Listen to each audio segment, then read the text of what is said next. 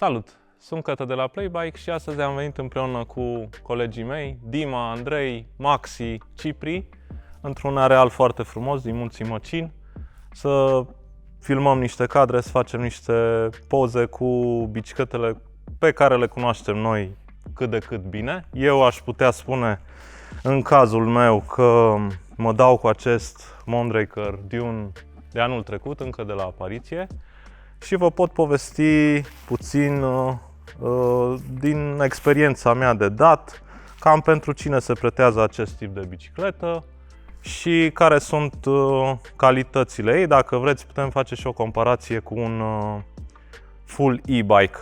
În mare parte, ce m-a atras la această bicicletă față de un full power, adică o bicicletă cu motor mai puternic de 85 de Newton în cazul celor de la Bosch, la această bicicletă avem un motor SX cu doar 55 de Newton, o baterie mai mică de doar 400 de W, care ne este suficientă să dăm, în general vă zic, în Brașov, ce pot să fac eu cu ea, cam 4 poteci cu toată bateria, într-un regim variat, adică nu tot timpul în turbo, mergem și la pedală, mergem și în eco, mergem și în tour și în MTB, doar probabil la pantele mai abrupte folosim turbo și cam atât.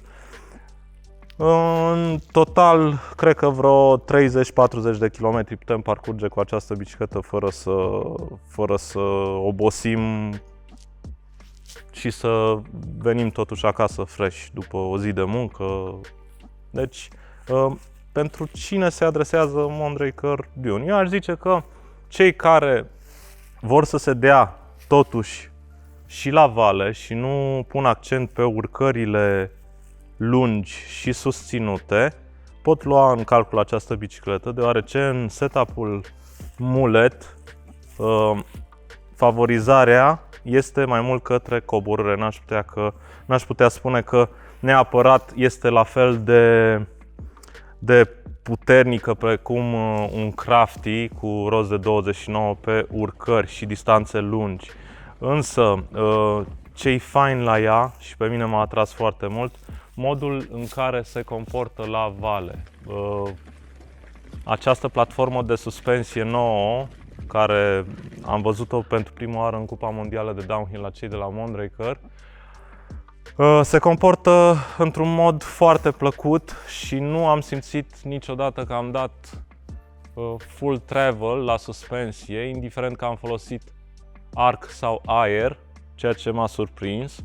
Nu m-am gândit niciodată că o bicicletă poate fi gândită pentru ambele platforme și totuși să funcționeze bine cu ambele.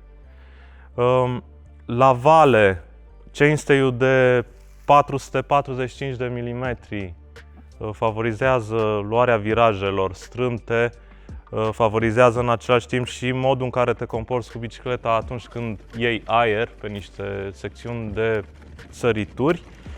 Și ampatamentul mare pentru o mărime M ne ajută la viteze mari. Nu am simțit niciodată nevoia de mai mult de atât. Se comportă aproape ca o bicicletă de downhill și vă zic treaba asta că de bine de rău am folosit și așa ceva.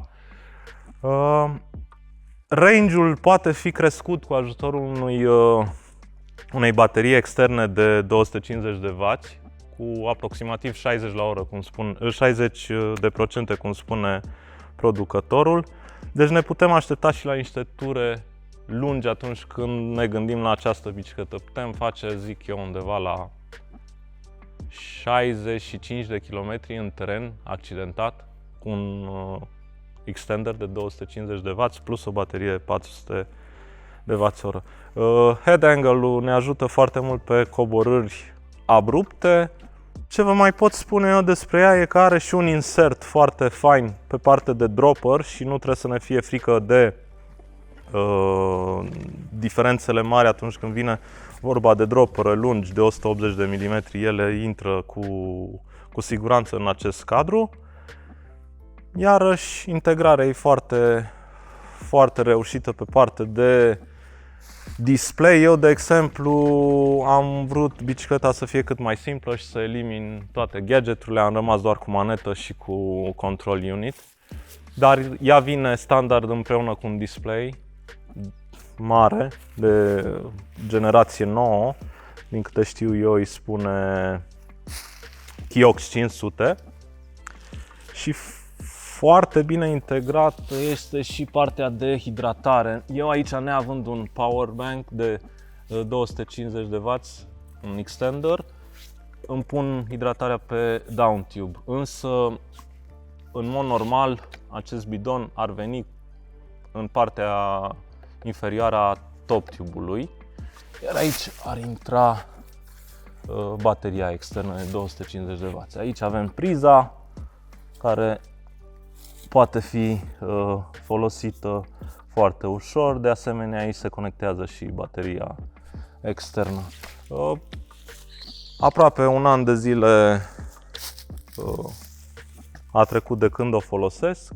O folosesc cu mare plăcere și vă recomand și vouă să încercați. Dacă sunteți curioși, vreodată mă întâlniți pe munte, în Postăvaru, ne cunoaștem, sigur o să vă ajut să vă formați o idee despre această bicicletă.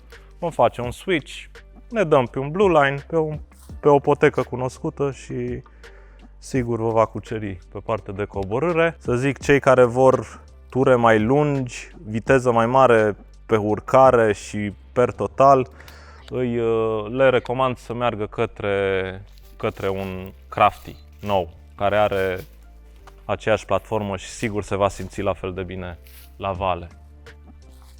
Mi-a făcut plăcere să vă vorbesc despre bicicleta mea și ori de câte ori aveți nevoie de un sfat, vă așteptăm la Playbike. Cu drag!